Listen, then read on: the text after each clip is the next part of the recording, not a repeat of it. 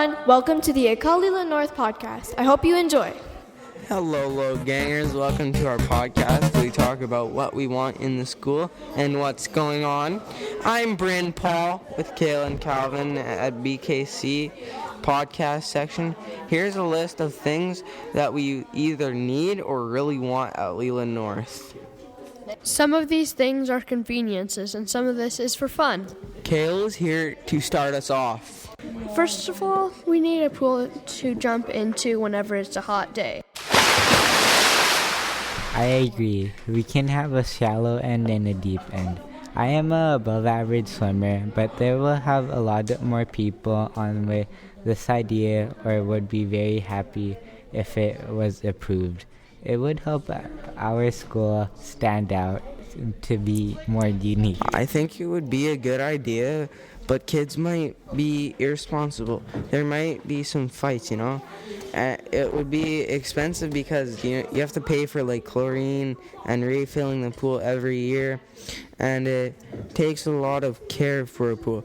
Also, for that many students, we will need lifeguards, life jackets. We might want additional things for the pool too. There is too much going on at this school, so it would be an alright idea, honestly, but I'm not with it. We need to do more podcasts on our YouTube channel where we can talk about what is going on in the school. Yeah, there is so many people wanting to have a common resource on what may be going on. Plus, it's very easy to do. They will need to have a lot of equipment involved, strips, and maybe sometimes we might not use it as much. There is not always lots going on, and it's already accessible at the 7M's website. We would need a division-wide channel for it to be at least useful. I think our sports teams are well trained during practice, but we should give them new shorts and new jerseys. We already have them. I feel like it's a good idea to have so we don't smell bad. Even if we wash them, we still want new ones with a new look, because I know someone who was in 8th grade. He wore the same jerseys and now he's 21. That's a lot of years, and that's age, and all the jerseys are breaking apart. If you see there's the laundry detergent spilled on one, stuff like that, It's a lot of money.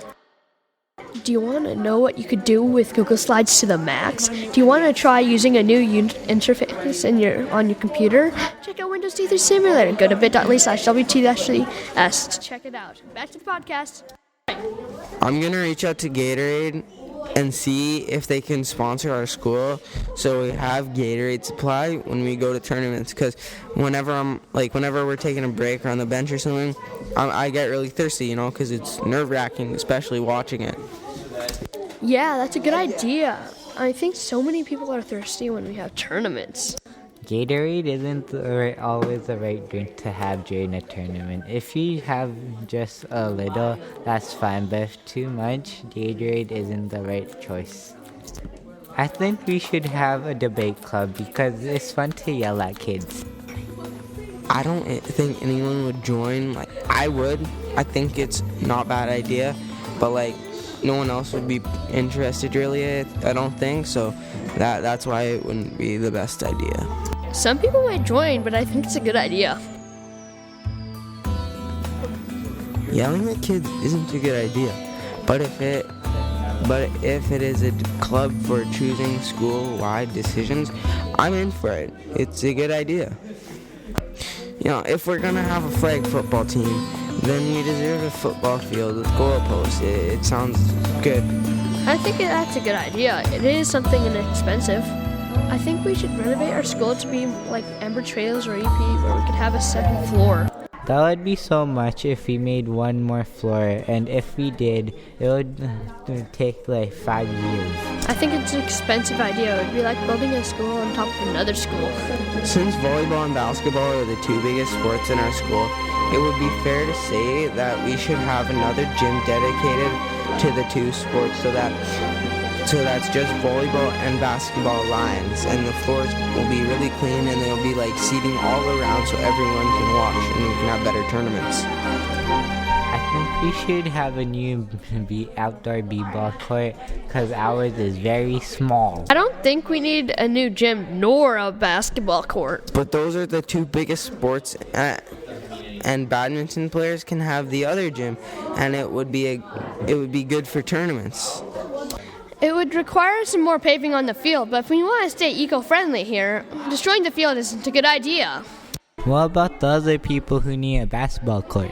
They don't need it. The ones we have is good enough. That will do for the BKC section of the podcast, Leila North. I'm Bryn Paul with Kayla and Calvin, here to bring you things we need at Leila North.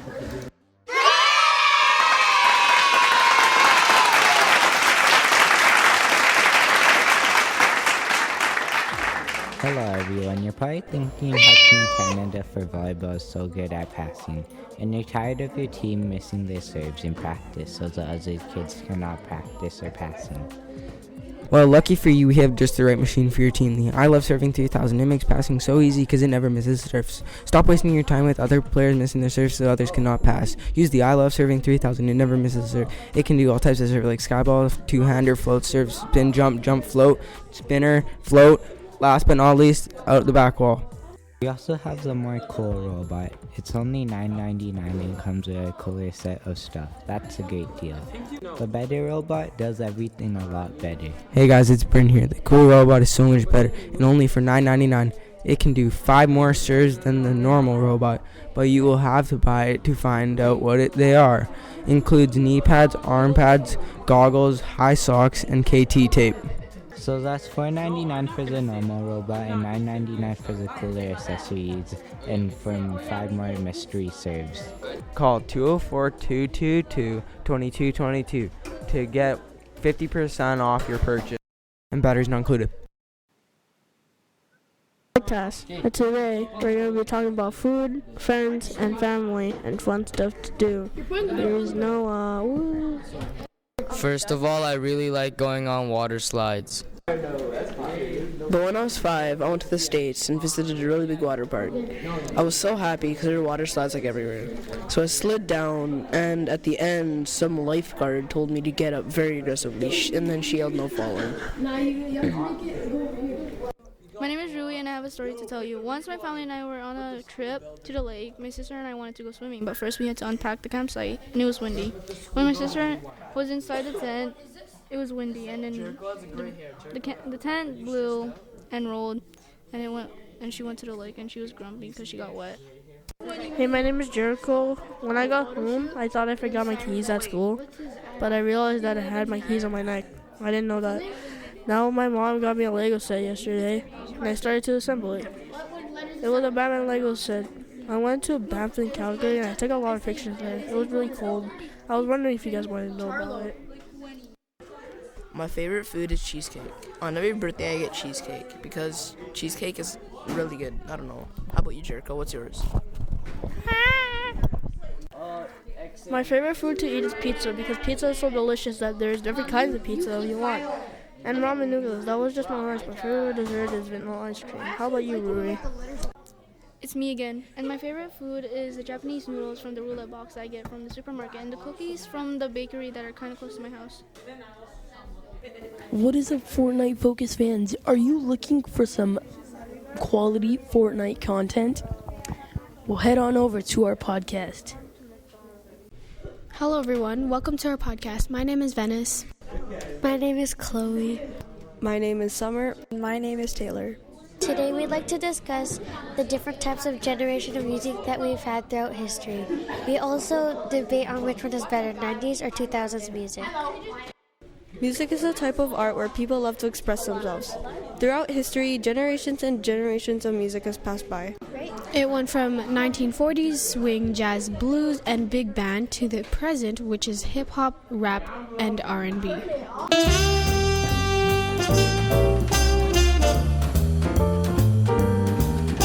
Throughout the 1900s, it's been a balance between jazz, opera, disco, etc. Until the 2000s, that's where we discovered a new type of music. 1990s to 2000s, we started bopping to Beyonce, Neo, Destiny Child, and TLC.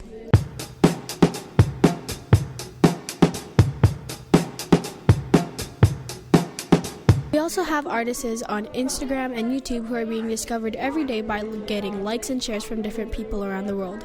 For example, we have Lakel, who started off singing a small remedy on Instagram, then he ended up making a whole song.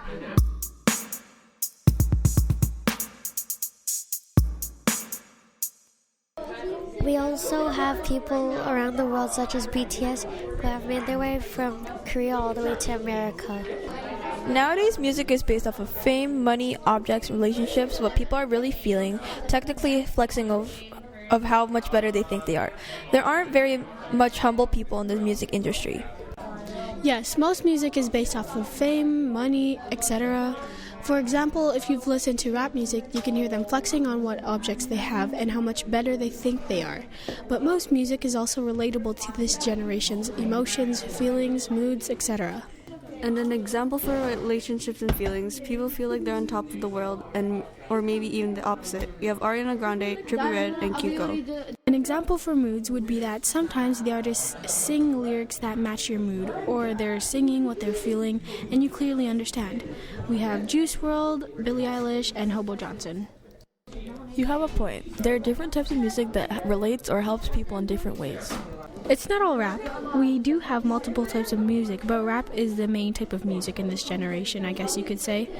People like to match music with their personalities. At the beginning of this podcast, we said that music is a form of art, meaning people like to use this form of art to express themselves. Personally, I agree and I would do that myself. In my opinion, I think 90s music is better than the 2000s, mostly because it gives you a different vibe than the music that we have now.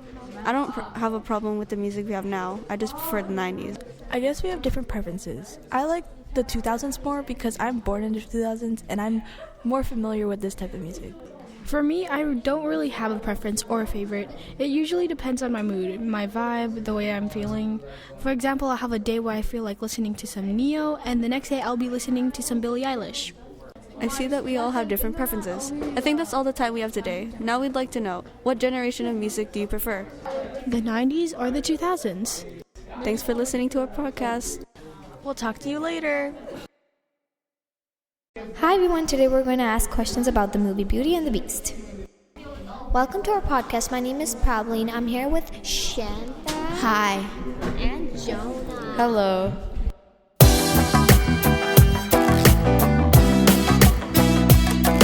Why did Belle marry a beast?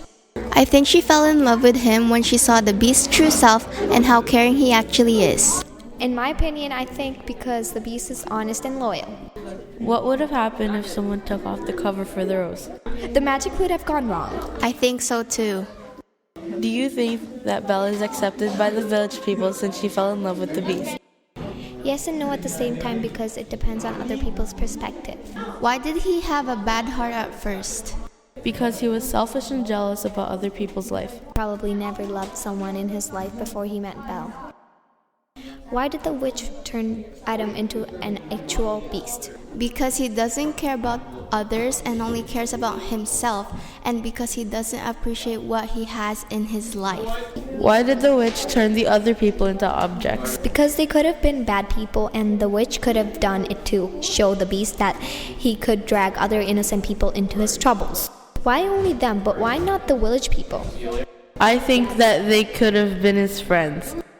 Because they were probably involved with him and also did bad things in their life. Why did Gaston want to marry Belle? Because she was nice and gorgeous. Did the village people believe Belle that the beast was nice? Because they believe Gaston since he's the prince of the village. Why did Belle want to save Gaston at the end of the movie when the beast was about to kill Gaston? Because even though he's a bad person, he should still have a chance to live. Why did Le Fou become Gaston's friend? Because Gaston is probably not what people think he is, and Le Fou probably knows what is Gaston's true self. So that's it for the podcast.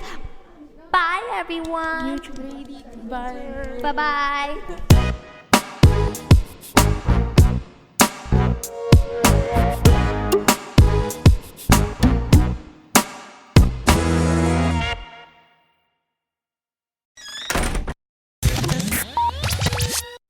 Hello, ladies and gents. Welcome back to my podcast. And I'm here with Logan and Gabby. Hey, I'm Logan. Hello, I'm Gabby. All right, here's the tea. Today's topic we'll be approaching why protagonists are terrible. To start it off, what do you think of protagonists? I don't really like protagonists because they always win with the power of friendship or some sort of other power. Apparently, directors and writers think that in every series or movies, the protagonists are expected to win. Well, I understand that they're supposed to be the heroes of the story, but sometimes they can lose. The thing is, I believe protagonists are good and also bad. Consider Captain America and Iron Man. Instead of talking about it, they brought harm to civilians at the airport in Captain America Civil War. There are some exceptions, but very little. Most of the time, the antagonist has some plan that's almost guaranteed to work, but the hero finds some loophole in the plan and wins, or the hero is straight up dominant in every situation. Like in animes, Naruto, One Punch Man, Seven Deadly Sins, and many more. There are very powerful characters that always vanquish evil. Also, movies. There's always a hero that appears from out of nowhere and has this destiny to defeat the bad guy. Most of the time in animes or cartoons, the protagonist is irresponsible. The protagonist's allies or other friends are more reliable and sensible. They have more ways to succeed, but it's either power of friendship or something else. The protagonist always wins. If they lose, it's only for a short amount of time, but I will say, the antagonist always looks cooler. Like the background characters, they're dull. They always rely on the protagonist to save their lives. For example, the Avatar: The Last Airbender. The Avatar named Aang disappears in an iceberg. For hundreds of years, the people of the Water Tribe and the Earth Kingdoms were always hoping for the Avatar to save their lives from the Fire Nation. Also, Katara should have replaced Moana, but that's the topic for another day. I have a question. Are protagonists invincible? Yeah, well, it depends on what type of movie or series it is, because if you think about it, when the protagonist falls off a cliff or gets stabbed, they somehow survive.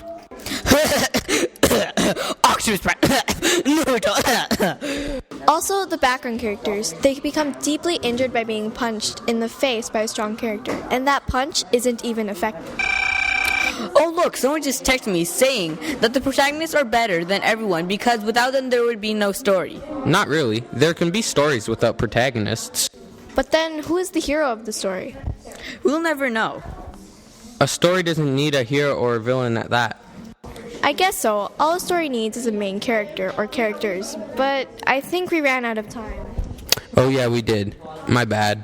It's all Gucci. Anyways, that's it for today, broskies. Peace out, live long and prosper. Hey, I'm Logan, and I'm Alabama. Thanks for listening. Have a nice summer.